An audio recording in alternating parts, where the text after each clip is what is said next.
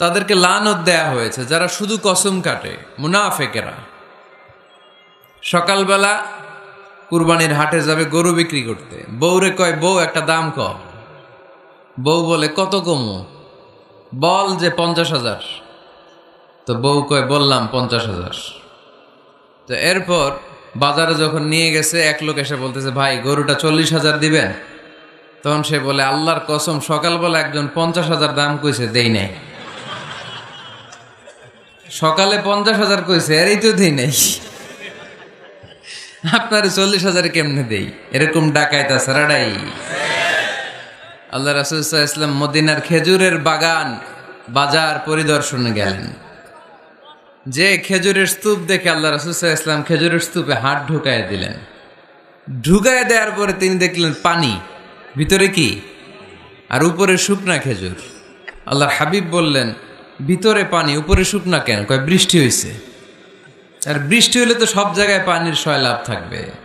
আল্লাহ রাসূল সাল্লাল্লাহু আলাইহি ওয়াসাল্লাম রেগে গেলেন আর বললেন, মান গাশশানা ফালাইসা মিন্না। যে আমাদেরকে ধোঁকা দেয় সে আমার উম্মত হতে পারে। The person who deceives us, he is not among আস। যে লোক আমাদের ধোঁকা দেয় সে আমাদের অন্তর্ভুক্ত। মুসলমানরা কি ধোঁকা দিতে পারে? খাদ্যে ভেজাল দিতে পারে? ওজনে কম দিতে পারে? মাছে ফরমালিন দিতে পারে? টেন্ডারবাজি করতে পারে? চাঁদাবাজি করতে পারে? ক্যাসিনোর ব্যবসা করতে পারে? পারে পারে।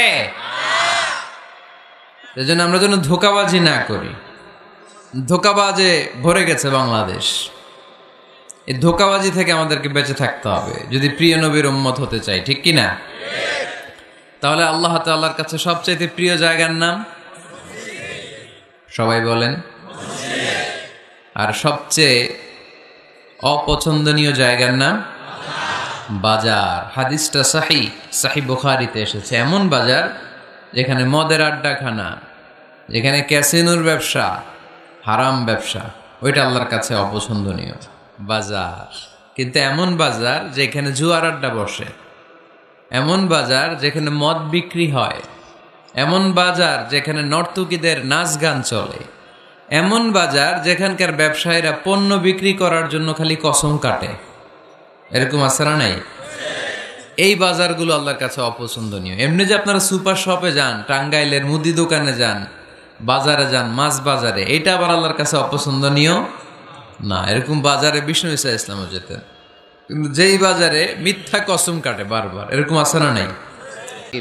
ইব্রাহিম আলাইহিস সালাম কোনো কথা চিন্তা না করে, ডানে বায়ে না তাকিয়ে, কোনো কিছু না ভেবে মুহূর্তেই বলে, আসলামতু লিরাব্বিল আলামিন। গোটা বিশ্বের রব আল্লাহর সামনে আমি ইসলাম ধর্ম গ্রহণ করলাম, সারেন্ডার করলাম। সুবহানাল্লাহ বলেন।